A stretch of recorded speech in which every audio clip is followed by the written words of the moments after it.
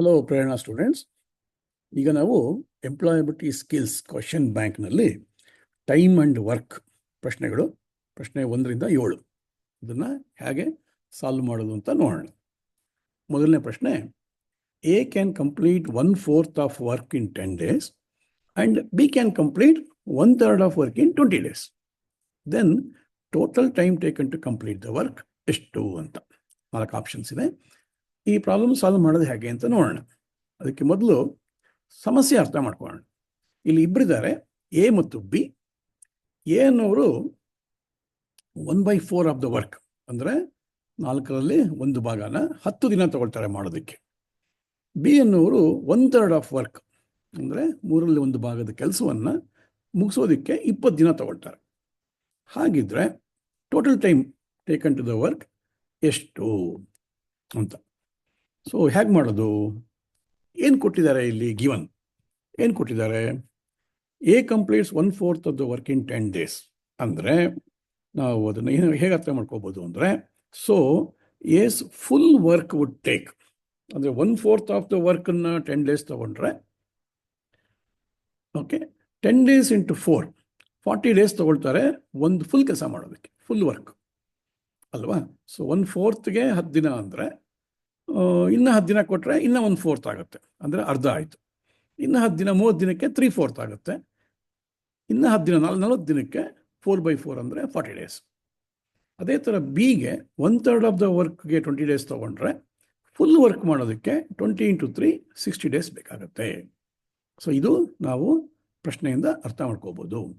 ಮುಂದೆ ಕ್ಯಾಲ್ಕುಲೇಟ್ ಮಾಡೋಕ್ಕೆ ಎ ಅನ್ನೋದು ರೇಟ್ ಆಫ್ ವರ್ಕ್ ಏನಪ್ಪ ಅಂದರೆ 40 days 1 ವರ್ಕ್ ಅಂದರೆ 1/40 of the work per day. ಒಂದು ದಿನಕ್ಕೆ ಎಷ್ಟು ಕೆಲಸ ಮಾಡ್ತಾರೆ? ಪೂರ್ತಿ ಕೆಲಸ ಮಾಡೋದಕ್ಕೆ 40 ದಿನ ತಗೊಳ್ತಾರೆ ಅಂದರೆ ಒಂದು ದಿನಕ್ಕೆ 1/40 ಆಫ್ ದ ವರ್ಕ್ ಮಾಡ್ತಾರೆ ಅಂತ ಅರ್ಥ ಆಗುತ್ತೆ. ಅದೇ ಥರ B rate 1/60 of the work per day. ಪೂರ್ತಿ ಕೆಲಸ ಫುಲ್ ವರ್ಕ್ ಮಾಡೋದಕ್ಕೆ 60 ದಿನ ತಗೊಂಡ್ರೆ ಒಂದು ದಿನಕ್ಕೆ 1/60 ಆಗುತ್ತೆ. ಅವರಿಬ್ಬರು ಒಟ್ಟಿಗೆ ಸೇರಿದಾಗ ಏನಾಗುತ್ತಪ್ಪ ಅಂದರೆ, ಒಂದು ದಿನಕ್ಕೆ ಎದು 1/40 ಪ್ಲಸ್ ಬಿದು 1/60 ತೊಗೊಂಡ್ಬಿಟ್ರೆ 40ಕ್ಕೂ 60ಕ್ಕೂ LCM ಮಾಡಿದ್ರೆ 120. ಈ ಎರಡನ್ನೂ LCM ತೊಗೊಂಡು ಕ್ಯಾಲ್ಕುಲೇಟ್ ಮಾಡಿದಾಗ 43ಲಿ 3 ಇಲ್ಲಿದೆ, 62ಲಿ 2 ಇಲ್ಲಿದೆ, 3 + 2 5, 5/1 120 ಅಂದರೆ 5 ಡಿವೈಡ್ ಮಾಡಿದ್ರೆ 1/24 ಆಗುತ್ತೆ. ಅಂದರೆ ಇದರ ಅರ್ಥ ಇಬ್ಬರೂ ಸೇರಿದಾಗ ಪರ್ ಡೇ ಒಂದು ದಿನಕ್ಕೆ 1/24 ಅಷ್ಟು ಕೆಲಸ ಮಾಡ್ತಾರೆ. ಒಂದು ದಿನಕ್ಕೆ 1/24 ಕೆಲಸ ಮಾಡಿದ್ರೆ ಟೋಟಲ್ ಟೈಮ್ನ ನಾವು 1 ಕಂಬೈನ್ಡ್ ರೇಟ್ ಹಾಕ್ಕೊಂಡ್ರೆ 1/1/24 ಅಂದರೆ 24, ಇದು ಮೇಲೆ ಹೋಗುತ್ತೆ. ಸೊ ಇಬ್ಬರೂ ಸೇರಿದಾಗ 24 ದಿನ ತಗೊಳ್ತಾರೆ. ಇದರರ್ಥ ಈ ಸಮಸ್ಯೆನ ನಾವು ಬಿಗಿನಿಂಗಿಂದ ಎಂಡ್ ತನಕ ಒಟ್ಟಿಗೆ ಹೇಳಬೇಕು ಅಂದರೆ, ಈ ಎಗೆ 1/4 ಆಫ್ ದ ವರ್ಕ್ ಮಾಡೋದಕ್ಕೆ 10 days ಬೇಕಾಯಿತು. ಅದರ ಅರ್ಥ ಒಂದು ಕೆಲಸ ಪೂರ್ತಿ ಮಾಡೋದಕ್ಕೆ 40 ದಿನ ಬೇಕಾಗುತ್ತೆ. ಬಿಗೆ 1/3 ಆಫ್ ದ ವರ್ಕ್, 3ರಲ್ಲಿ 1 ಭಾಗ ಮಾಡೋದಕ್ಕೆ 20 ದಿನ ಬೇಕಾಯಿತು. ಅದರ ಅರ್ಥ ಒಂದು ಪೂರ್ತಿ ಕೆಲಸ ಮಾಡೋದಕ್ಕೆ 60 ದಿನ ಬೇಕಾಗುತ್ತೆ. ಇಬ್ಬರು ಸೇರಿದಾಗ ಒಂದು ದಿನದಲ್ಲಿ ಒಟ್ಟು ಕೆಲಸ ಎಷ್ಟಿದೆಯೋ ಅದರ 24ನೇ ಭಾಗದಲ್ಲಿ 1 ಭಾಗ ಮಾಡ್ತಾರೆ. ಅಂದರೆ ಇಬ್ಬರು ಸೇರಿ ಕೆಲಸ ಮಾಡಿದ್ರೆ 24 ದಿನದಲ್ಲಿ ಮುಗಿಯುತ್ತೆ. ಎ ಮಾತ್ರ ಮಾಡಿದ್ರೆ 40 ದಿನ ತಗೊಳ್ತಾರೆ, ಬಿ ಮಾತ್ರ ಮಾಡಿದ್ರೆ 60 ದಿನ ಆಗುತ್ತೆ, ಇಬ್ಬರು ಕೂಡಿ ಕೆಲಸ ಮಾಡಿದ್ರೆ 24 ದಿನ ಆಗುತ್ತೆ ಅನ್ನೋದು ಇದರ ಅರ್ಥ. ಆಪ್ಷನ್ ಸಿ ಇಲ್ಲಿದೆ. ಮುಂದಿನ ಪ್ರಾಬ್ಲಮ್ಮು, ಎರಡನೇ problem. M can complete the work in 6 days and L can complete the same work in 10 days. When both M and L work together, in how many days work can be completed? M ಮಾತ್ರ ಕೆಲಸ ಮಾಡಿದ್ರೆ 6 ದಿನದಲ್ಲಿ ಮುಗಿಸ್ತಾರೆ, L ಮಾತ್ರ ಮಾಡಿದ್ರೆ 10 ದಿನ ತಗೊಳ್ತಾರೆ. ಇಬ್ಬರೂ ಸೇರಿದ್ರೆ ಎಷ್ಟು ಟೈಮ್ ತಗೊಳ್ತಾರೆ? ನಾವು ಹಿಂದೆ ಮಾಡಿದ ಪ್ರಾಬ್ಲಮ್ಗೆ ಹತ್ತಿರ ಇದೆ ಇದು. M can complete the work in 6 days. ಆವಾಗ ಎಮ್ದು ರೇಟ್ ಆಫ್ ವರ್ಕ್ ಏನಪ್ಪ ಅಂದರೆ 1/6 ವರ್ಕ್ ಪರ್ ಡೇ. ನಾವು ಪರ್ ಡೇಗೆ ಕನ್ವರ್ಟ್ ಮಾಡ್ಕೋಬೇಕು. ಅದೇ ಥರ ಎಲ್ ಕೂಡ 10 days ತೊಗೊಳ್ತಾರೆ ಒಂದು ಕೆಲಸ ಮಾಡೋಕ್ಕೆ, ಅಂದರೆ ಒಂದು ದಿನದಲ್ಲಿ 1/10 ಆಫ್ ದ ವರ್ಕ್ ಮಾಡ್ತಾರೆ. ಇಬ್ಬರೂ ಸೇರಿದಾಗ ಏನಾಗುತ್ತೆ ಅಂದರೆ 1/6 ಮತ್ತು 1/10 ಆ್ಯಡ್ ಮಾಡಬೇಕು. 6 and 10ಗೆ LCM 30 ಆಗುತ್ತೆ. 6 5ಲಿ 5 1ಲಿ 10 3ಲಿ 3 1ಲಿ 5 + 3 8 8/30 ಅಂದರೆ ಇದನ್ನು 2ರಿಂದ ಮತ್ತೆ ಭಾಗಿಸಿದಾಗ 4/15 ಆಗುತ್ತೆ. ಇದರ ಅರ್ಥ ಇಬ್ಬರೂ ಸೇರಿದಾಗ ಒಂದು ದಿನಕ್ಕೆ per day 4/15 of the work will be completed. So ಎಷ್ಟು ಟೈಮ್ ತೊಗೊಳ್ತಾರೆ ಅಂದರೆ ಇದನ್ನು ರಿವರ್ಸ್ ಮಾಡಿ 4/15ನ 15/4 ಮಾಡಿ 3.75 ಡೇಸ್ ತೊಗೊಳ್ತಾರೆ. 3.75 ಅಂತ ಬರೆಯೋದು ಒಂದೇ, 3/4 ಅಂತ ಬರೆಯೋದು ಒಂದೇ. ಆನ್ಸರ್ ಡಿ ಆಗುತ್ತೆ. ಮುಂದಿನ ಪ್ರಶ್ನೆ ನೋಡೋಣ. ಮೂರನೇ ಪ್ರಶ್ನೆ, A can complete the work in 10 days, B can complete the same work in 12 days, and C can complete the same work in 15 days. In how many days work can be completed when A, B and C work together? ಇದಕ್ಕೆ ಮುಂಚೆ ನಾವು ಇಬ್ಬಿಬ್ರು ಒಟ್ಟಿಗೆ ಮಾಡೋ ಕೆಲಸ ನೋಡ್ತಿದ್ವಿ. ಈಗ 3 ಜನ ಮಾಡೋದು ನೋಡೋಣ. ಅದು ಅದೇ ರೀತಿ ಆಗುತ್ತೆ. ಹೇಗಪ್ಪ ಅಂದರೆ A can complete work in 10 days ಅಂದರೆ ಎದು rate of work 1/10 per day. ಇಲ್ಲಿ ಪರ್ ಡೇ ಅಂತ ಇರುತ್ತೆ, ಅದು ನಾವು ಅರ್ಥ ಮಾಡ್ಕೊಂಡಿದ್ದೇವೆ. ಅದೇ ಥರ B can complete the work in 12 days ಅಂದರೆ ಬಿದು rate of work 1/12 per day. C completes in 15 days ಅಂದರೆ ಸಿದು ರೇಟ್ ಆಫ್ ವರ್ಕ್ 1/15. 3 ಜನನೂ ಒಟ್ಟಿಗೆ ಬಂದಾಗ ಆ್ಯಡ್ ಮಾಡ್ತೇವೆ. 1/10 + 1/12 + 1/15. 10, 12, 15ಕ್ಕೆ LCM ಬಂದು 60. ಸೊ 60 ಹಾಕ್ಕೊಂಡಾಗ 1/10 2ಕ್ಕೂ 6 ಮಲ್ಟಿಪ್ಲೈ ಮಾಡಿದ್ರೆ 6/60 ಆಯಿತು. 1/12 5/60 ಆಗುತ್ತೆ. 5 ಮಲ್ಟಿಪ್ಲೈ ಮಾಡಿದಾಗ 1/15 2ಕ್ಕೂ ನಾವು 4 ಮಲ್ಟಿಪ್ಲೈ ಮಾಡಿದಾಗ 4/60 ಆಗುತ್ತೆ. ಈ ಮೂರನ್ನು ಆ್ಯಡ್ ಮಾಡಿದಾಗ 6 + 5 + 4 = 15/60 ಅಂದರೆ 1/4. ಸೊ ಇದನ್ನು ನಾವು ರಿವರ್ಸ್ ಮಾಡಬೇಕು. Time to complete together is 1/1/4 = 4 days. ಅದು ಆಪ್ಷನ್ ಎನಲ್ಲಿ ಇದೆ. ಸೊ ಇದರ್ಥ ಎ ಮಾತ್ರ ಕೆಲಸ ಮಾಡಿದ್ರೆ 10 ದಿನ ತಗೊಳ್ತಾರೆ, ಬಿ ಮಾತ್ರ ಮಾಡಿದ್ರೆ 12 ದಿನ ತಗೊಳ್ತಾರೆ, ಸಿ ಮಾತ್ರ ಮಾಡಿದ್ರೆ 15 ದಿನ ತಗೊಳ್ತಾರೆ. 3 ಜನ ಸೇರಿ ಕೆಲಸ ಮಾಡಿದಾಗ ಬಹಳ ಬೇಗ ಕೆಲಸ ಆಗುತ್ತೆ, ಅದು 4 ದಿನದಲ್ಲೇ ಮುಗಿದೋಗುತ್ತೆ. 4ನೇ ಪ್ರಶ್ನೆ, A and be working together can complete the work in 20 days and B alone can complete the work in 25 days. Then days taken by A can complete the work alone in how many days? A ಮಾತ್ರ. ಇಲ್ಲಿ ಪ್ರಶ್ನೆನ ಸ್ವಲ್ಪ ಮುಂಚೆ ನಾವು ಮಾಡಿರೋ ಪ್ರಶ್ನೆಗಳಿಗೂ ಈ ಪ್ರಶ್ನೆಗೂ ಸ್ವಲ್ಪ ತಿರುವು ಇದೆ. ಈಗ ಇದು ಹೇಗಪ್ಪ ಇದೆ ಅಂದರೆ A + B = C ಅಂತ ಮುಂಚೆ ಪ್ರಾಬ್ಲಮ್ಸ್ ಮಾಡ್ತಿದ್ರೆ, ನಾವು ಈಗ C - B = A ಕಂಡಿಡೋ ಥರ ಹೇಗೆ ಅಂತ ನೋಡೋಣ. ಇಲ್ಲಿ A and B working together, ಇಬ್ಬರೂ ಕೆಲಸ ಮಾಡಿದಾಗ 20 ದಿನಕ್ಕಾಗತ್ತೆ. ಬಿ ಮಾತ್ರ ಕೆಲಸ ಮಾಡಿದಾಗ 25 ದಿನ ಆಗುತ್ತೆ. ಆವಾಗ ಎ ಮಾತ್ರ ಕೆಲಸ ಮಾಡಿದ್ರೆ ಎಷ್ಟು ದಿನ ಆಗುತ್ತೆ ಅನ್ನೋದು ಪ್ರಶ್ನೆ. ಹೇಗೆ ಅಂತ ನೋಡೋಣ. A and B together can complete the work in 20 days. So A + B ಇಬ್ಬರದ್ದು ಸೇರಿ ರೇಟ್ ಆಫ್ ವರ್ಕು 1/20 ಆಗುತ್ತೆ. B alone can complete the work in 25 days ಅಂದರೆ ಬಿದು ಮಾತ್ರ rate of work 1/25 of the work per day. So to find A's rate and hence how many days A alone takes the complete work. ಅಂದರೆ A ಒಬ್ಬರೇ ಆದರೆ ಎಷ್ಟು time ತಗೊಳ್ತಾರೆ ಅಂತ ನಾವು ಕಂಡುಹಿಡಿಬೇಕು. ಸೊಲ್ಯೂಷನ್ ಹೇಗಪ್ಪ ಅಂದರೆ, ನಮಗೆ ಎ + ಬಿ ರೇಟ್ ಗೊತ್ತಿದೆ, ಆಮೇಲೆ ಬಿದು ರೇಟ್ ಗೊತ್ತಿದೆ. ಸೊ ಎ ರೇಟ್ ಬಂದು A + B rate minus B rate ಅಷ್ಟೆ. ಎ + ಬಿ ಎಷ್ಟು 1/20 ಹಾಕೊಂಡಿದ್ದೇವೆ, ಮೈನಸ್ ಬಿದು ರೇಟು 1/25 ಹಾಕೊಂಡಾಗ 20ಕ್ಕೂ 25ಕ್ಕೂ LCM 100 ಆಯಿತು. ಸೊ 1/20ನ ನಾವು 5/100 ಅಂತ ಬರಿಬೋದು, 1/25ನ 4/100 ಅಂತ ಬರಿಬೋದು. ಆವಾಗ ನೀವು ಸಬ್ಟ್ರಾಕ್ಟ್ ಮಾಡಿದಾಗ 1/20 ಬದಲು 5/100, 5 - 4 1/100 ಆಯಿತು. ಸೊ ಉತ್ತರ 100. ಇದನ್ನು ನಾವು ರಿವರ್ಸ್ ಮಾಡಿದ್ರೆ time taken by A alone is 1/A's rate. It is 1/1/100 ಅಂದರೆ 100 ಆಗುತ್ತೆ. ಸೊ ಈ ಸಮಸ್ಯೆಯನ್ನು ಅರ್ಥ ಮಾಡ್ಕೊಳ್ಳೋದು ಹೇಗಪ್ಪ ಅಂದರೆ, ಎ ಒಬ್ಬರೇ ಕೆಲಸ ಮಾಡಿದಾಗ ಬಿ ಒಬ್ಬರೇ ಕೆಲಸ ಮಾಡಿದಾಗ 25 ದಿನ ತಗೊಳ್ತಾರೆ. ಎ ಮತ್ತು ಬಿ ಒಟ್ಟಿಗೆ ಕೆಲಸ ಮಾಡಿದಾಗ 20 ದಿನದಲ್ಲಿ ಮಾಡ್ತಾರೆ ಅಂದರೆ ಎ ಒಬ್ಬರೇ ಕೆಲಸ ಮಾಡಿದಾಗ 100 ಡೇಸ್ ತಗೊಳ್ತಾರೆ. ಸೊ ಇದನ್ನು ಇನ್ನೊಂದು ಥರ ಮಾಡಿ.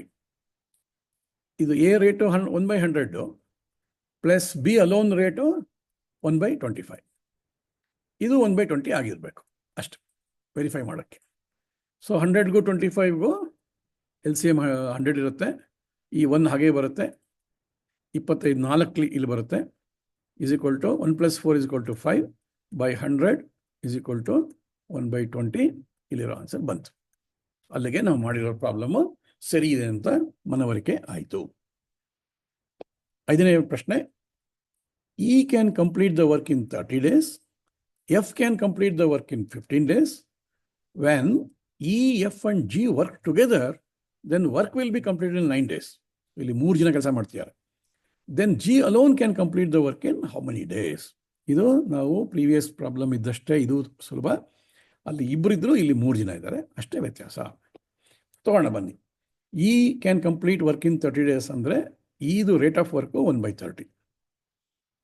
F can complete the work in 15 days ಅಂದರೆ F the rate of work 1/15. E, F, G ಒಟ್ಟಿಗೆ ಕೆಲಸ ಮಾಡಿದಾಗ 9 ಡೇಸಲ್ಲಿ ಕಂಪ್ಲೀಟ್ ಮಾಡ್ತಾರೆ. Combined rate of work is 1/9.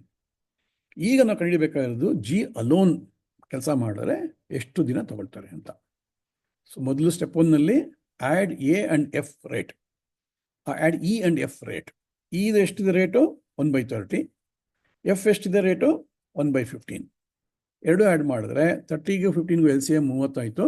ಇಲ್ಲಿ 1 ಇಲ್ಲಿ 2 ಬರುತ್ತೆ. 3/30 = 1/10.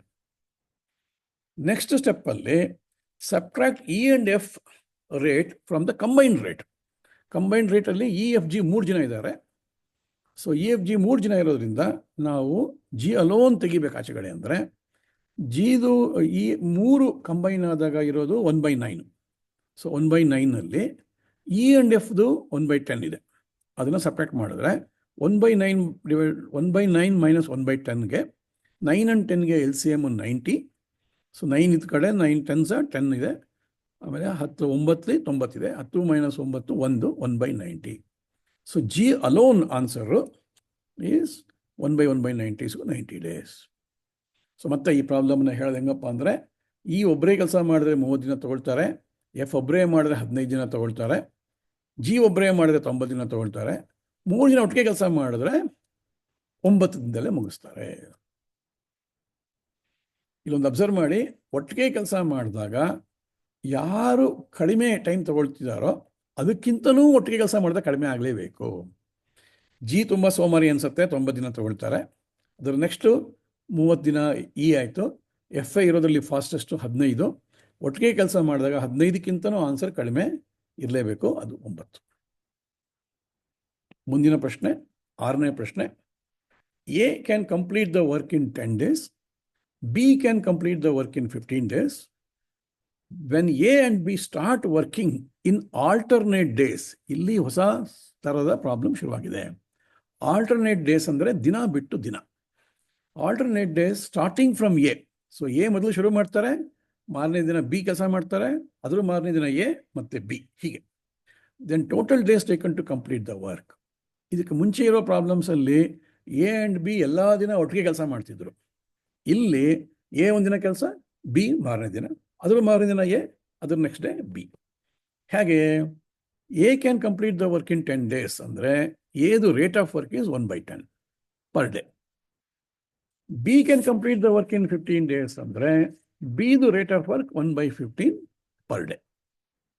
But they work on alternate day starting with A. ನಾವು ಅವರಿಬ್ಬರು ಕೆಲಸ ಮಾಡಿದಾಗ how many days total to complete the work ಅಂತ ಕಂಡು ಹಿಡಿಯಬೇಕು. ಹೇಗೆ ಮಾಡ್ತೇವೆ? ಸ್ಟೆಪ್ 1ನಲ್ಲಿ ವರ್ಕ್ ಡನ್ ಇನ್ 2 days ತಗೋಣ. ಯಾಕೆ?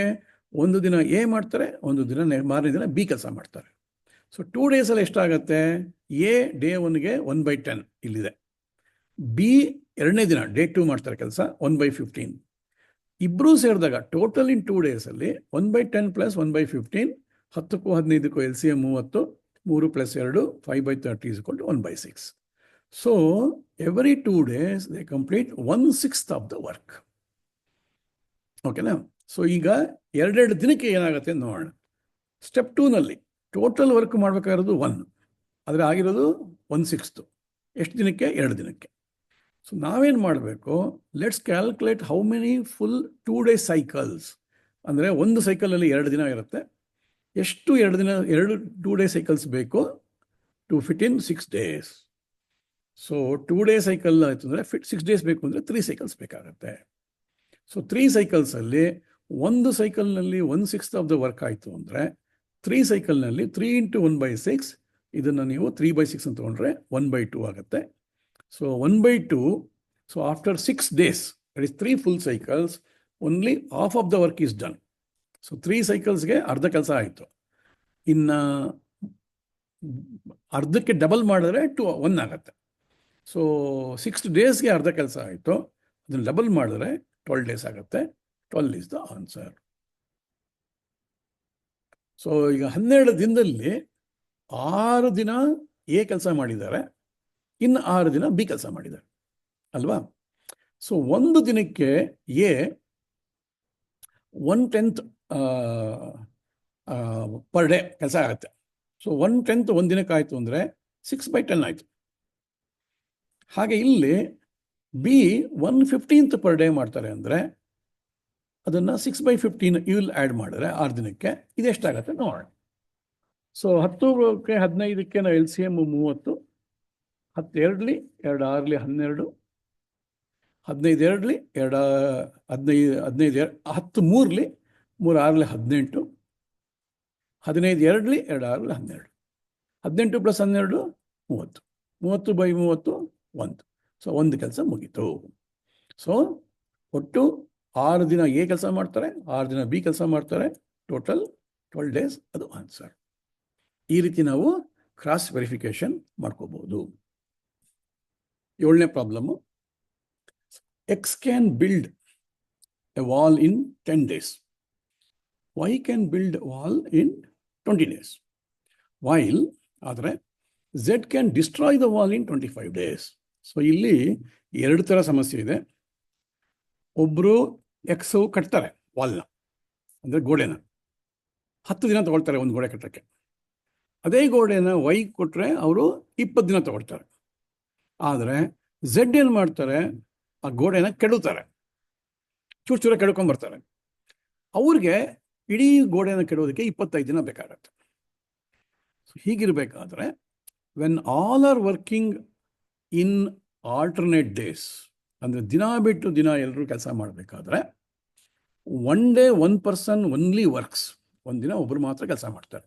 ಅಂದರೆ ಮೊದಲನೇ ದಿನ ಎಕ್ಸ್ ಕೆಲಸ ಮಾಡ್ತಾರೆ, 2ನೇ ದಿನ ವೈ ಕೆಲಸ ಮಾಡ್ತಾರೆ, ಇವರಿಬ್ಬರು ಗೋಡೆ ಕಟ್ತಾರೆ, 3ನೇ ದಿನ ಝೆಡ್ ಬಂದು ಆ ಗೋಡೆನ ಕೆಡುತ್ತಾರೆ, ಪೂರ್ತಿ ಅಲ್ಲ, ಚೂರು. ಹೀಗಿರಬೇಕಾದ್ರೆ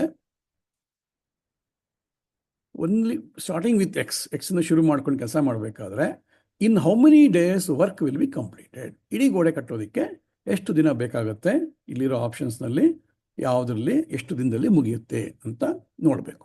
ಹೇಗೆ ಮಾಡೋದು ಇದನ್ನು ಇಲ್ಲಿ ನೋಡೋಣ.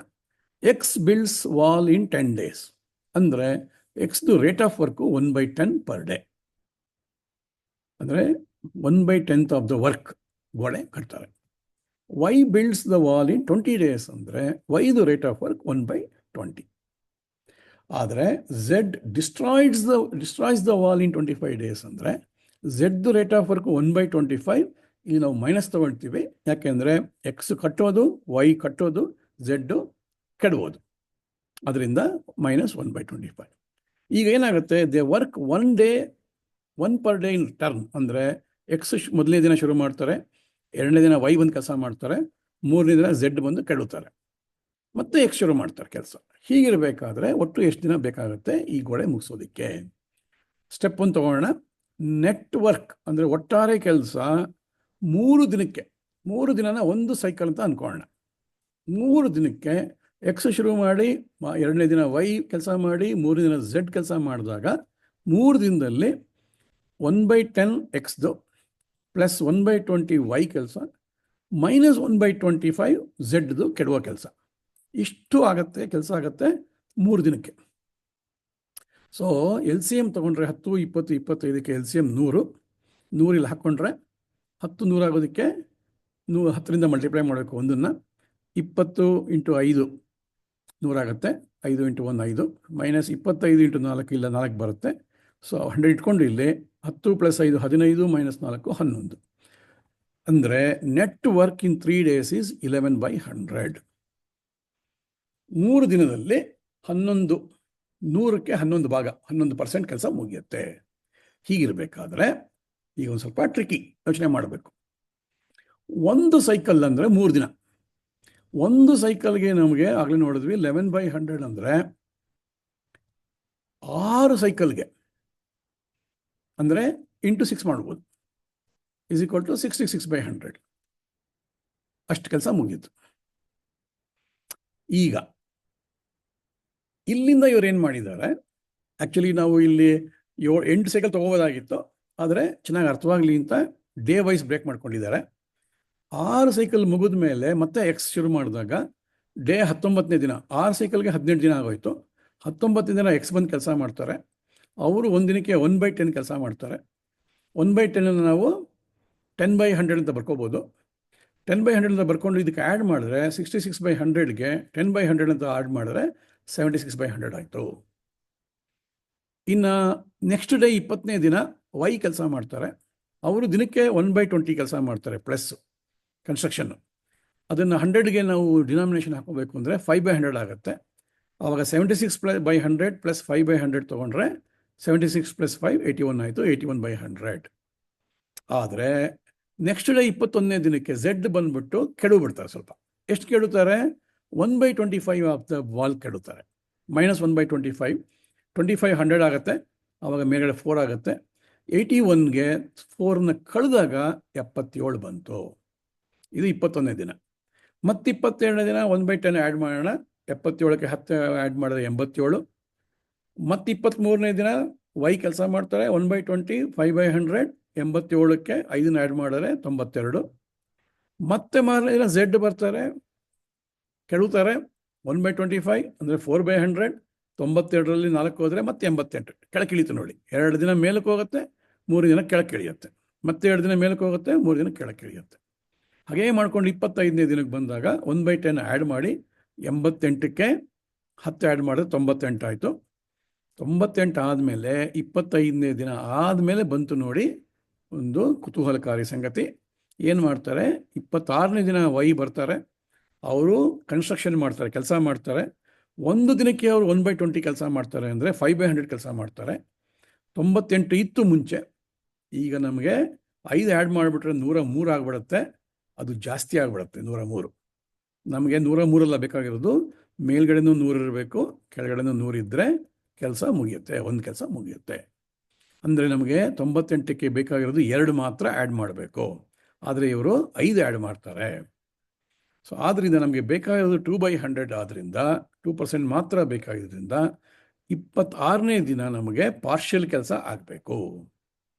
ಎಷ್ಟು ಕೆಲಸ ಆಗಬೇಕಪ್ಪ ಅಂದರೆ, ಅವರು ಒಂದು ದಿನಕ್ಕೆ 1/5 ಕೆಲಸ ಮಾಡ್ತಾರೆ ಅಂದರೆ 1/20 ಕೆಲಸ ಮಾಡ್ತಾರೆ ಅಂದರೆ ನಮಗೆ ಬೇಕಾಗಿರೋದು ಕೇವಲ 2/100 ಕೆಲಸ. ಆದ್ದರಿಂದ ನೆಕ್ಸ್ಟ್ನಲ್ಲಿ ನೀವು ಅವರು ವೈ ವರ್ಕ್ ರೇಟು 1/20 ಇದೆ, ಆದರೆ ನಮಗೆ 2/100 ಅಂದರೆ 1/50 ಬೇಕಾಗಿರೋದ್ರಿಂದ ನೀವು 1/50 1/20 ಮಾಡಿದ್ರೆ 20/50 2/5 ಆಫ್ ದ ಡೇ ಸಾಕು ಅವರಿಗೆ.